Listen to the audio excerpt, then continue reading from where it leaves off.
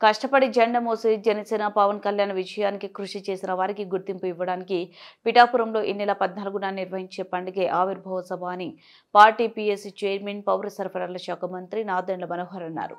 సభ నిర్వహణ కమిటీలతో కాకినాడలోని కళాక్షేత్రంలో నిర్వహించిన సన్నాహక సమావేశంలో ఆయన మాట్లాడారు. 254 మందితో వేసిన 14 కమిటీలు అందరినీ సమన్వయం చేసుకోవాలన్నారు. ఈ నెల 8న కాకినాడలో కంట్రోల్ రూమ్ పెట్టి ఏర్పాట్లను పర్యవేక్షిస్తామన్నారు. ఒక ఛాన్స్ అని అధికారంలోకి వచ్చిన వ్యక్తి దుర్మార్గ పాలనతో రాష్ట్రానికి నష్టం కలిగించారని మాజీ సీఎం జగన్ను ఉద్దేశించి నాదెండ్ల విమర్శించారు. ఆనాడు ప్రశ్నిస్తే కేసులతో భయపెట్టారని, బీటీ అలాంటి పరిస్థితుల్లో జనసేన ప్రజల కోసం పోరాడిందన్నారు. మరో 15 ఏళ్లు కూటమి అధికారంలో ఉంటారని అసెంబ్లీ సాక్షిగా పవన్ కళ్యాణ్ చెప్పిన విషయాన్ని నాదెండ్ల గుర్తు చేశారు. తెలంగాణ నుంచి కూడా ఎంతో మంది పాల్గొని ఒక అద్భుతమైన డిజిటల్ క్యాంపెయిన్ చేసుకుంటూ మన ప్రజల్లోకి తీసుకెళ్లాం. అప్పటి వరకు ఎవరికి తెలియదు.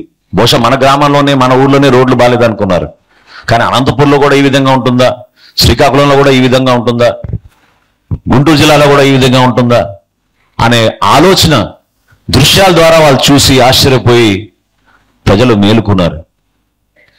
దుర్మార్గంగా బట్టలు నొక్కే కార్యక్రమం పెట్టి అద్భుతమైన సంక్షేమం చేసేస్తున్నాం, ప్రజలకి ఎంతకన్నా ఏం కావాలి అనే ఆలోచనతో మూర్ఖంగా వాళ్ళు చేసిన పరిపాలన ఎంత నష్టపోయామో మీరు చూశారు. ఈ రోజున కేవలం గుంతలు పూడ్చడానికి 1600 కోట్ల రూపాయలు కేటాయించుకున్నా కూడా పూర్తి స్థాయిలో సరిపోవడం లేదు. కొత్త రోడ్లు కాదు సుమా, గుంతలు పూడ్చుకోవడానికి అంత దుర్మార్గంగా వ్యవస్థల్ని నాశనం చేశారు.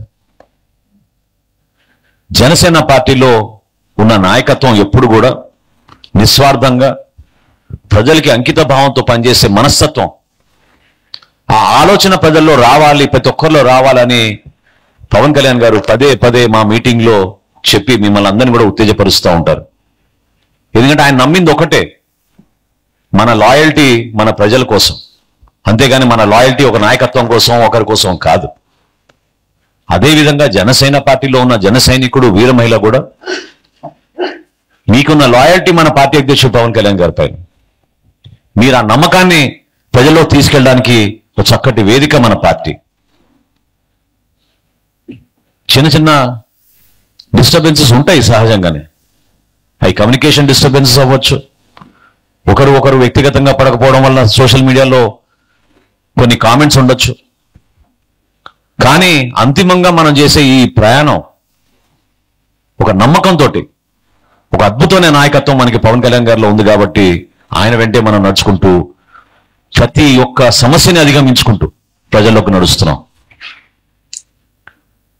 ఈరోజు ఎంతో బాధ్యత పెరిగింది మనకి.